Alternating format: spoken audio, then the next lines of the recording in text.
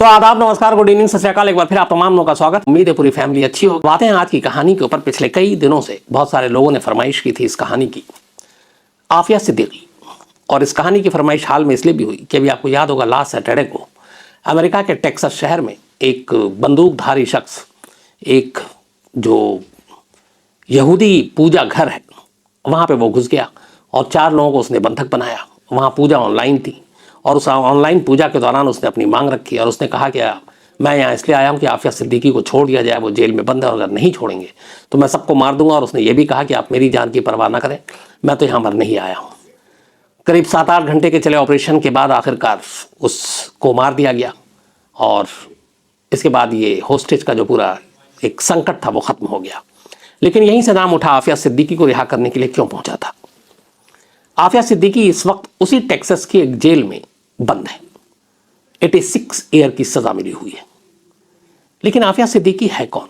उसको छुड़ाने के लिए एक टेररिस्ट क्यों जान जोखिम में डालकर टेक्सास के एक पूजा घर में पहुंचता है, बाकायदा ऑनलाइन पूजा में ऐलान करता है मैं आफिया सिद्दीकी को छुड़ाने आया हूं।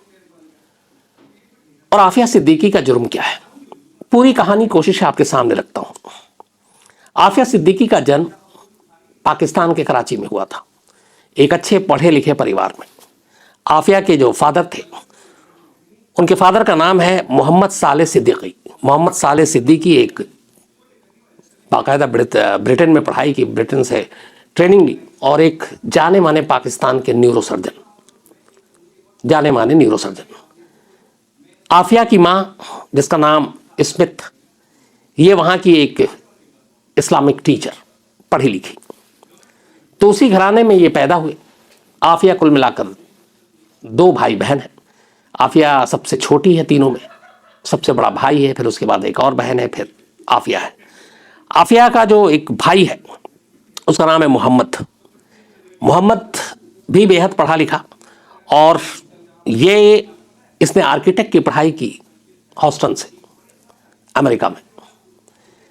आफिया की जो छोटी बहन है फौजिया, इसने बाकायदा हार्वर्ड से पढ़ाई की और ये भी एक न्यूरोलॉजिस्ट है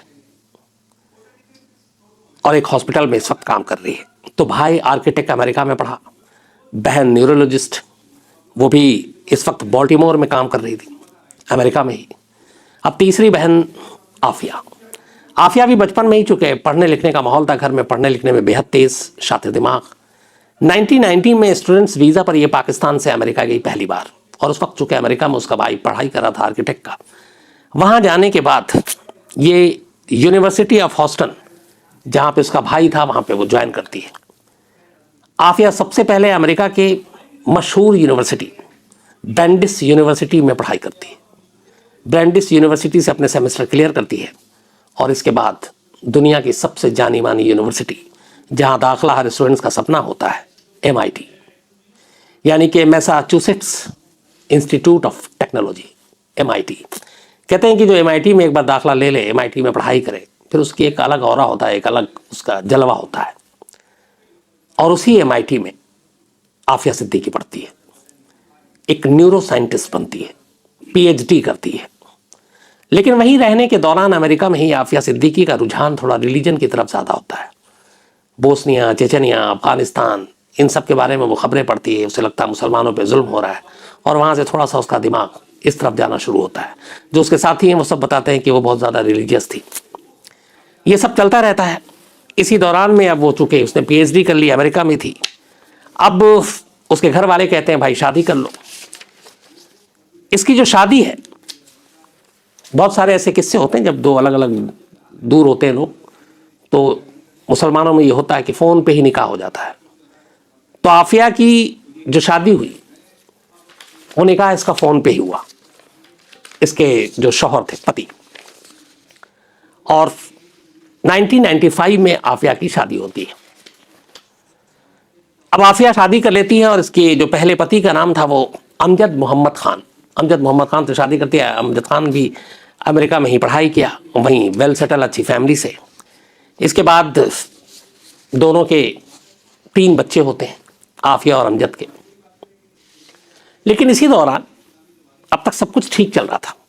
9/11 हो जाता है अमेरिका में।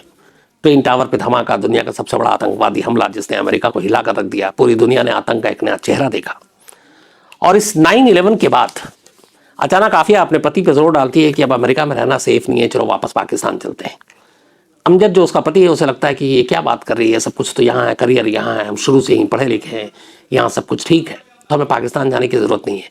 लेकिन आफिया उसको बहुत फोर्स करती है। आखिरकार अमजद अपने घर वालों से बात करता है और फिर ये होता है कि चलो हो सकता है पाकिस्तान जाने के बाद इसका इरादा बदल जाए, फिर लौट आए। 2003 में आफिया पाकिस्तान लौट आती है अपने पति के साथ। अब यहाँ आने के बाद वो पति से अपने जिद करती है कि तुम ये सब छोड़ो, अमेरिका अब सेफ नहीं है, यहीं पे रहकर अपने लोगों की मदद करते हैं, तुम तालिबान और अफगानिस्तान के सरहद के करीब हम लोग जाके रहते हैं और वहाँ बच्चों को पढ़ाते हैं, उनको इस्लामिक जानकारी देते हैं। अब इन सारी चीज़ों को लेकर तब तक तीसरा बच्चा इनका पैदा हो गया था। पति पत्नी के बीच में अब दूरी आनी शुरू हो जाती है। अमजद परेशान हो जाता है। फिर अमजद अपने घर वालों से बात करता है और बात आखिरकार डिवोर्स की आती है। आफिया और अमजद अब अलग हो जाते हैं। बच्चे आफिया के पास ही रहते हैं। अब इधर एक तरफ इन्वेस्टिगेशन चल रही है, इधर इनके घर पे आपस में पति पत्नी का रिश्ता टूट रहा है, 3 बच्चे हैं। आफिया अमेरिका से लौट चुकी है और उधर 9/11 की तफ्तीश और जांच बहुत तेजी से चल रहा है। अमेरिका के लिए एक चैलेंज है। अलकायदा का नाम आ चुका है और अलकायदा के साथ कौन कौन लोग हैं उनमें उन लोगों की पूरी डिटेल जो है FBI और बाकी लोग वो सब निकालते हैं। इसी दौरान में एक नाम आता है खालिद शेख मोहम्मद का कि 9/11 की जो साजिश रची उसमें असली सूत्रधार ये है। अब खालिद शेख मोहम्मद के पीछे पड़ती है FBI और अमेरिका की तमाम एजेंसियां। खालिद शेख मोहम्मद पाकिस्तान में रहने वाला, बाद में खालिद शेख मोहम्मद पकड़ा जाता है। खालिद शेख मोहम्मद जब पकड़ा जाता है तो उसके बाद उसका इंट्रोगेशन होता है, पूछा जाता है तो तमाम नाम लेता है। लेकिन पहली बार अमेरिकी खुफिया एजेंसी FBI इन सब के रडार पे एक नया नाम आता है और वो नाम था पहली बार 2004 में आफिया सिद्दीकी का। खालिद शेख मोहम्मद बताता है कि हमारी जो ऑर्गेनाइजेशन है उसमें आफिया सिद्दीकी का बहुत बड़ा रोल है। आफिया सिद्दीकी न सिर्फ ओसामा बिन लादेन बल्कि अल जवाहिरी इनके करीब रही है। अब इधर ये बात हो रही है, FBI को पहली बार आफिया सिद्दीकी नाम की एक महिला के बारे में पता चलता है। अब उनकी जांच का पूरा दिशा बदल जाती है और वो आफिया सिद्दीकी के बारे में अब जानकारी हासिल करना शुरू करते हैं। पाकिस्तान में यूसुफ रजा गिलानी की उस वक्त सरकार थी, वो प्रधानमंत्री। अब पाकिस्तान सरकार से मदद मांगी जाती है। 9/11 को लेकर पूरी दुनिया जो है टेररिज्म के खिलाफ, हर एक कोई अमेरिका के साथ हमदर्दी, हर एक ने कहा मदद करेंगे। अब ऐसे में अलकायदा की एक लेडी, उसका नाम आना और वो भी जो मेन कॉन्स्पिरेटर है खालिद शेख मोहम्मद, उसके ज़ुबान से उसका नाम आया, मामला बड़ा था। अब आफिया के ऊपर नज़र रख के आफिया को अब उठाने की तैयारी होती है। लेकिन पाकिस्तान में अचानक 2004 में रहस्यमयी तरीके से आफिया अपने 3 बच्चों के साथ गायब हो जाती है। अब वो न कराची में है, ना इस्लामाबाद में, ना बाकी शहरों में है। अब उसके बारे में पाकिस्तानी सरकार से भी मदद मांगती है FBI, वो ढूंढ रहे हैं, उसका पता नहीं चल रहा है और इधर जांच जारी है। 4 साल बीत जाते हैं। 4 साल के बाद 2008 में अचानक आफिया नजर आती है, वो भी अफगानिस्तान में, पाकिस्तान से दूर। और वहां पर जब वो बरगाम एयर बेस के पास आफिया को अफगान की पुलिस जो है, अफगान की सेना जो है वो पकड़ती है 2008 में। बुर्का पहनकर आफिया सिद्दीकी जा रही थी। उससे पहले क्या हुआ था कि उस इलाके में बहुत सारे जगहों पे कई ऐसी महिलाएं थी जिन्होंने बुर्का पहन के धमाके किए थे, एक तरह से फिदाइन बनकर, ह्यूमन बॉम्ब बनकर। तो जब भी कोई इस तरह से बुर्का पहन के अकेली लेडी वहाँ से निकलती थी तो आसपास चाहे वो दुकानदार हों या घूमने वाले हों, उनकी नज़रें टेढ़ी होती थी, वो उससे शक की निगाहों से देखते थे। और उस दिन जो महिला बुर्का पहनकर जा रही थी उसके हाथ में 2 बैग थे। एक दुकानदार ने देखा, उसे डाउट हुआ, उसने लोकल पुलिस को खबर की, पुलिस ने अफगान सेना को बताया। इसके बाद आफिया को जाते हुए रोक लिया गया। इसके बाद पकड़कर उसको बरगाम एयरबेस लाया गया। ये सारा अमेरिकी फ़ौज के कब्जे में था। वहाँ लाने के बाद उसके पास से कुछ डॉक्यूमेंट्स मिले, जो उसके पास से कागज़ मिले, कुछ हाथ इंग्लिश और उर्दू में लिखे हुए नोट्स मिले। उस कागज़ में डर्टी बॉम्ब बनाए जाने का तरीका, जिक्र, अमेरिका के कई ऐसे जगहों की लिस्ट जिसमें निशाना बनाने की बात की गई थी और ये सारी चीज़ें थी। अब डर्टी बॉम्ब बनाना अमेरिका के अलग अलग शहरों के और ख़ास संस्थानों के इंस्टीट्यूशन के नक्शे, ये सारी चीज़ों ने थोड़ा सा दिमाग घुमाया। उसके बाद अमेरिकी सेना ने अब पूछताछ शुरू की। तो सबसे पहले तो पता चला कि ये वही आफिया सिद्दीकी है जिसका नाम खालिद शेख मोहम्मद ने लिया था। अब जब उससे पूछताछ हुई तो उसने कहा कि मेरा कोई लेना देना नहीं, मैं 2004 में पाकिस्तान से निकली थी अपने बच्चों के साथ और मुझे बंधक बना लिया गया था और उसके बाद फिर यहाँ ले आया गया। लेकिन इसी दौरान ये भी पता चला कि उसने दूसरी शादी की थी और जो दूसरी शादी की थी उसके दूसरे हस्बैंड का नाम, दूसरे शौहर का नाम था इकबाल अम्मार अल बलूची। अम्मार अल बलूची से दूसरी शादी की और उसके बाद वो अफ़गानिस्तान आ गई। अब अम्मार अल बलूची कौन? ये भी अलकायदा का एक सपोर्टर, लेकिन इससे भी बड़ी जो पहचान थी वो क्या थी जिसने FBI के हाथ पैर फुला दिए, वो ये था कि पता चला कि जब दूसरी शादी की इस अम्मार अल बलूची से, ये अम्मार अल बलूची भतीजा है खालिद शेख मोहम्मद का, यानी कि 9/11 का जो कॉन्स्पिरेटर था जिसने साजिश रची थी अमेरिका को दहलाने की। तो अब एक तरह से खालिद शेख मोहम्मद की बहू बन गई थी आफिया सिद्दीकी। अब ये बात पता चली, उसके बाद ये नक्शा, ये सारी चीज़ें मिली, पूछताछ चल रही थी।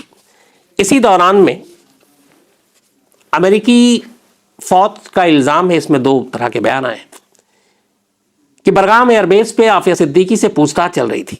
बीच में कटन था, कटन के उस तरफ अमेरिकी कुछ सैनिक खड़े थे। इसी दौरान आफिया अचानक उठती है, कटन हटाती है और एक राइफल उठाती है और कर्नल रैंक के एक US आर्मी के अफसर पे गोली चलाती है। एक अफसर घायल हो जाता है। इसके बाद वो दूसरी गोली चलाती है, लोग लेट जाते हैं, फिर पलट के दूसरी तरफ से गोली चलती है, वो गोली आफिया को लगती है। इसके बाद घायल आफिया पे काबू पाया जाता है, उसको लेकर फ़ौरन बरगाम एयरबेस के पास ही जो हॉस्पिटल था वहाँ ले जाया जाता है।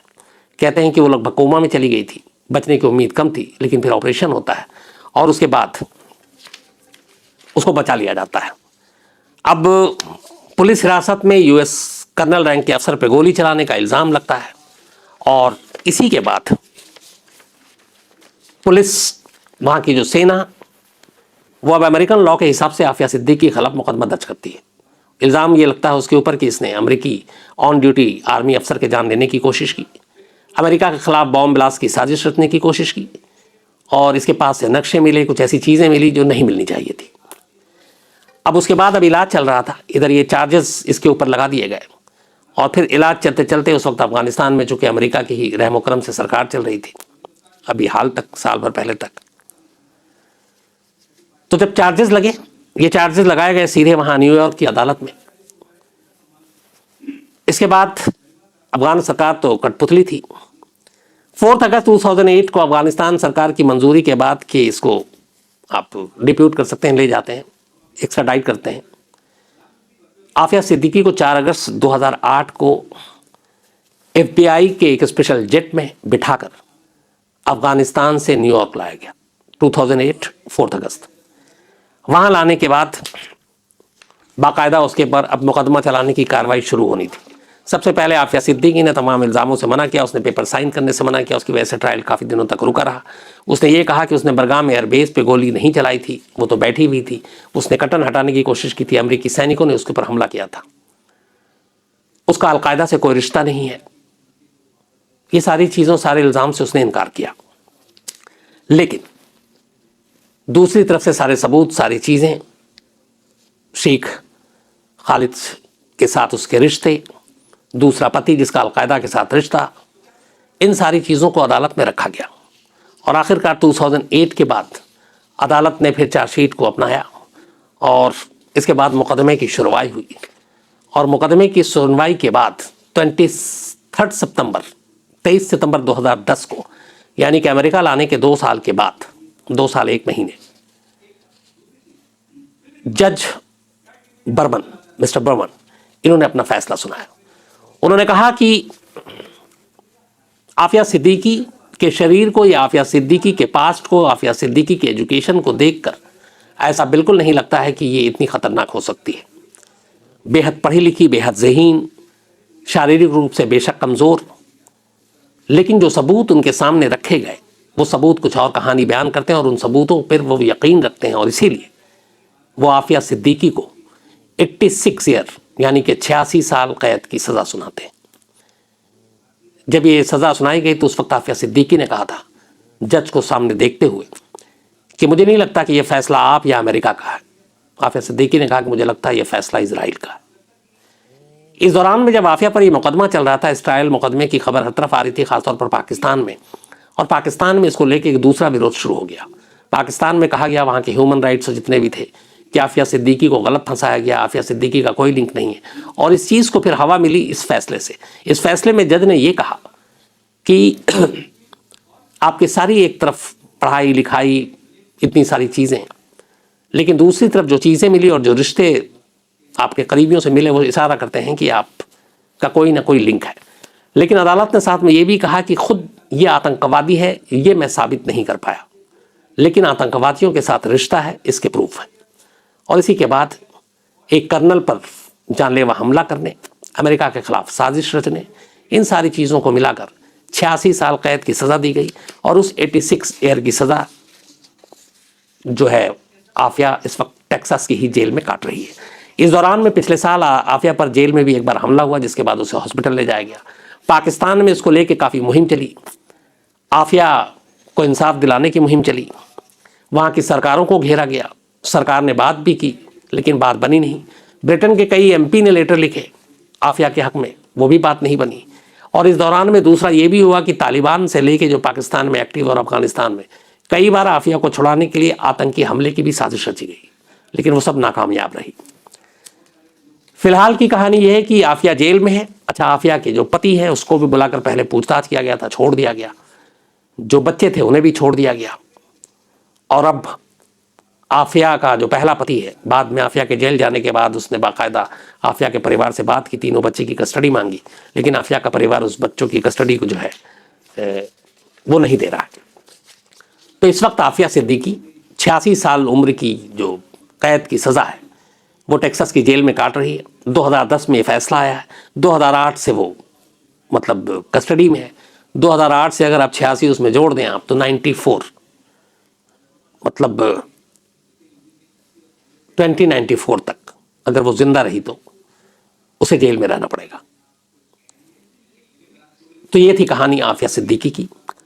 कहते हैं कि अगर बल्कि हिंदुस्तान क्या पूरी दुनिया में हम बात करें तो आजकल तो हालांकि एक दूसरा ट्रेंड है, इंजीनियर, सॉफ्टवेयर इंजीनियर, साइंटिस्ट, बड़े बड़े लोगों के दिमाग को गुमराह करके लोग जो है वो आतंक के रास्ते पे चल रहे हैं, आतंकवादी बन रहे हैं।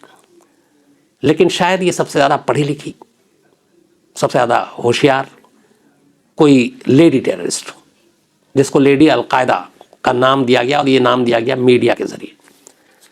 तो आफिया सिद्दीकी की ये थी कहानी।